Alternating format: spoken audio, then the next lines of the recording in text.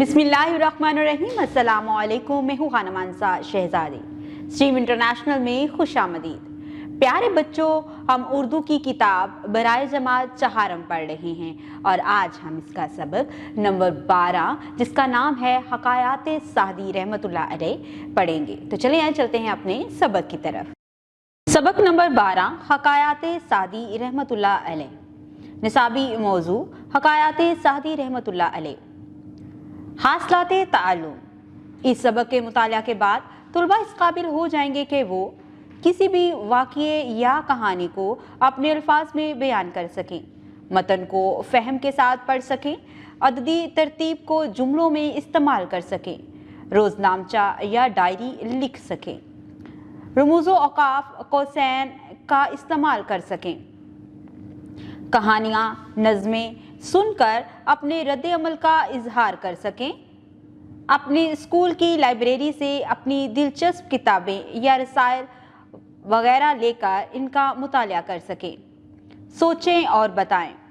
किसी ऐसी कहानी के बारे में बताएं जिसे पढ़कर आपने कोई अच्छी बात सीखी हो। क्या आप जानते हैं शेख सादी रहमतुल्लाह अलैह फारसी के मशहूर शायर थे। अखलाक की इस्लाह के लिए इन्होंने छोटे छोटे सबक आमूज़ किस्से और कहानियाँ बयान की जिन्हें हकायात सादी रहमतुल्लाह अलैह कहा जाता है। हुस्न तरबिया, नसीहत करना और इल्म व दानाई की बातों को फैलाना इंसान की बेहतरीन खूबियों में से एक है। नसीहत इंसान के ईमान के कामिल होने की दलील और दूसरों के साथ भलाई की तकमील है, क्योंकि इंसान का ईमान उस वक्त तक मुकम्मल नहीं हो सकता जब तक इंसान वही चीज़ अपने भाई के लिए भी पसंद करे जो वो अपने लिए पसंद करता है, और जो चीज़ अपने लिए पसंद नहीं करता वो अपने भाई के लिए भी पसंद ना करे। इसी तरह किसी को भी नसीहत करने और इन्हें अच्छी बातें बताने के लिए ज़रूरी है कि पहले उस पर खुद अमल किया जाए, बाद में दूसरों को नसीहत की जाए। दूसरों को नसीहत हमेशा तन्हाई में करें, लोगों के सामने ना करें। अलबत्ता अगर नसीहत करने में वाकई कोई मुस्बत पहलू हो तो सबके सामने भी नसीहत की जा सकती है। प्यारे बच्चों, अगर कोई बड़ा आपको कोई नसीहत करे तो उस पर अमल ज़रूर करें, क्योंकि इसी में आपकी कोई भलाई शामिल होगी। रहनुमाई उसासा। सबक पढ़ने से कबल तुलबा को ज़हनी तौर पर तैयार करने के लिए सोचें और बताएं का सवाल तुलबा से पूछें और मौजू से मुतल्लिका इजाफी मालूमात दें। सबक के दौरान भी तुलबा के फ़हम का जायज़ा लेने के लिए रुकें और बताएं का सवाल तुलबा से पूछें। सबक बुलंद आवाज़ में दुरुस्त तलफ़्फ़ुज़ से पहले खुद पढ़ें, फिर तुलबा की हौसला अफजाई करें कि वो भी इसे दोहराएं। तुलबा को मुश्किल अल्फाज के मानी बताने के साथ साथ जुमले भी बनाकर सुनाएं ताकि इन अल्फाज का मफ़हूम और इस्तेमाल तुलबा पर वाज़िया हो सके। मशक़ के सवालात मुकम्मल कराने से पहले तुलबा को सबक का मतन बुलंद आवाज़ में पढ़ने के लिए कहें ताकि सबक का मतन तुलबा के जहन में ताज़ा हो जाए और वो आसानी से मशक़ के सवालात मुकम्मल कर सके। तुलबा से किसी भी सवाल पर बातचीत करवाते हुए इस बात का ख्याल रखें कि तुलबा गुफ्तगू करते हुए अदब का ख्याल रखें।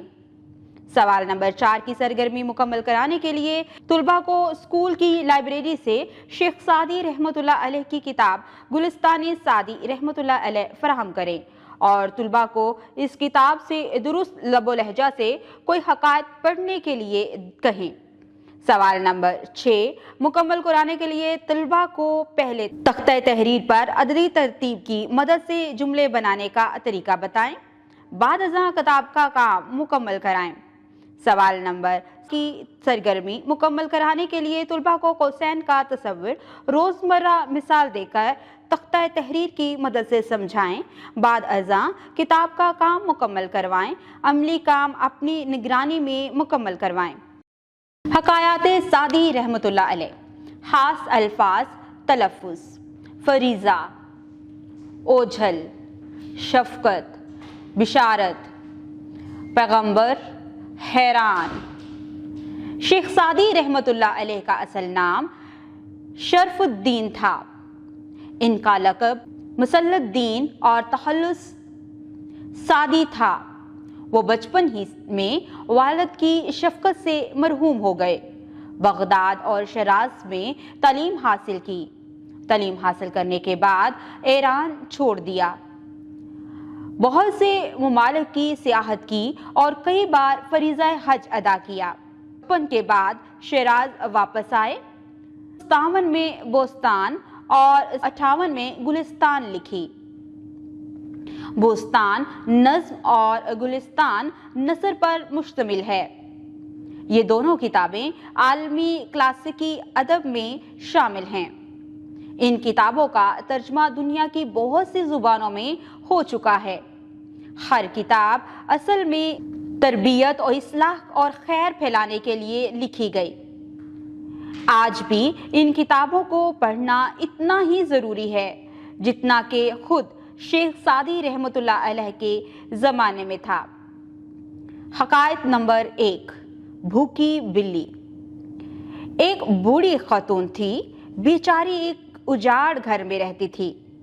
انہوں نے ایک بلی پال رکھی تھی، مگر غریب کے گھر میں نہ گوشت ہوتا تھا نہ دودھ، اس لیے بلی کو کھانے میں سوکھے ٹکڑے ملتے۔ ہاں، کبھی کبھار کوئی چوہا چنگل میں پھنس جاتا تو منہ کا ذائقہ بدل لیتی۔ ہوتے ہوتے بلی بیچاری سوکھ کر کانٹا ہو گئی۔ ایک دن اتفاق سے کسی شہری بلی کا ادھر سے گزر ہوا۔ شہری بلی نے بوڑھی خاتون کی بلی کو برے حال میں دیکھا تو بولی، معلوم ہوتا ہے تمہیں یہاں کھانے کو کچھ نہیں ملتا، آؤ میرے ساتھ چلو، وہاں تمہیں کھانے کو قیمہ ملے گا اور شیر مال اور ڈھیر سارے مزے مزے کے کھانے، 4 ہی دن میں پھول کر کپا ہو جاؤ گی۔ بھوکی بلی نے مزیدار کھانوں کے نام سنے تو منہ میں پانی بھر آیا۔ وہ خوشی سے شہری بلی کے ساتھ ہو لی۔ شہری بلی ایک امیر کے گھر میں روز ڈاکہ ڈالا کرتی تھی۔ ادھر دسترخوان بچھا اور کھانے چننے جاتے، ادھر بلیاں آ جاتی اور تمام وقت اچھل کود کرتی رہتی۔ ان میں شہری بلی بھی شامل ہوتی۔ اتفاق کی بات، امیر نے اس دن نوکر کو حکم دیا تھا کہ کھانے کے وقت غلیل لے کر بیٹھ جائے اور جوں ہی کوئی بھی بلی نظر آئے اسے فوراً نشانہ بنا دے۔ شامت کی ماری بوڑھی خاتون کی بلی مزیدار کھانوں کی خوشبو سونگھ کر لپ چھپ آگے بڑھی ہی تھی کہ ملازم نے تاک لگا کر غلیل مارا۔ غلیل کا لگنا تھا کہ ٹخنے کی ہڈی ٹوٹ گئی۔ بوڑھی خاتون کی بلی جان بچا کر لنگڑاتی ہوئی بھاگی، کہتی جاتی تھی، غلیل والے سے جان بچ جائے تو اپنے گھر کی سوکھی روٹی اچھی۔ رکیں اور بتائیں کہ امیر نے نوکر کو کیا حکم دیا۔ حقائق نمبر 2، اپاہج لومڑی۔ ایک آدمی جنگل میں جا رہا تھا۔ اس نے دیکھا کہ ایک اپاہج لومڑی ہلنے جلنے سے لاچار ایک طرف کو پڑی ہے۔ وہ یہ سوچ کر حیران ہوا کہ اللہ تعالیٰ بیچاری لومڑی کو بھلا کس طرح روزی دیتا ہوگا۔ اچانک کیا دیکھتا ہے کہ ایک شیر ایک گیدڑ کو منہ میں دبائے سامنے سے چلا آتا ہے۔ وہ آدمی چھپ کر وہیں بیٹھ گیا۔ لومڑی کے پاس پہنچ کر شیر نے گیدڑ کا خون پیا، تھوڑا سا گوشت بھی کھایا، پھر باقی شکار وہیں چھوڑ کر چھلانگیں مارتا ہوا آنکھوں سے اوجھل ہو گیا۔ اب لومڑی کی باری تھی۔ وہ بیچاری لنگڑاتی گھسیٹتی شکار کے پاس آئی، پیٹ بھر کے گوشت کھایا اور اپنے بھٹ میں واپس چلی گئی۔ وہ آدمی سارا منظر اپنی آنکھوں سے دیکھ رہا تھا۔ بولا، سچ ہے، روزی اللہ تعالیٰ کے ہاتھ میں ہے۔ آدمی کوشش نہ کرے تو رزق ہر حالت میں پہنچتا ہی رہتا ہے۔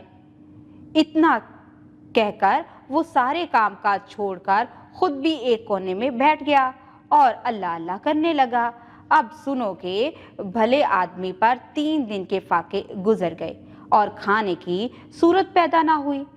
बेचारा भूख से बेहाल हो गया, हाथ पांव में सकत ना रही और सांस रुक रुक कर आने लगे। तब उस आदमी ने सुना जैसे कोई कह रहा है, ऐ कम हिम्मत, अल्लाह ताला ने तुम्हें शेर बनाया है, खुद भी खाओ और दूसरों को भी खिलाओ। अपाहज लोमड़ी ना बनो कि तुम अपाहज पैदा नहीं हुए। हकायत नंबर 3, प्यासा कुत्ता। कोई काफिला एक जंगल से गुजरा, काफिले के साथ एक कुत्ता भी था। काफिला दूर निकल गया और कुत्ता पीछे रह गया।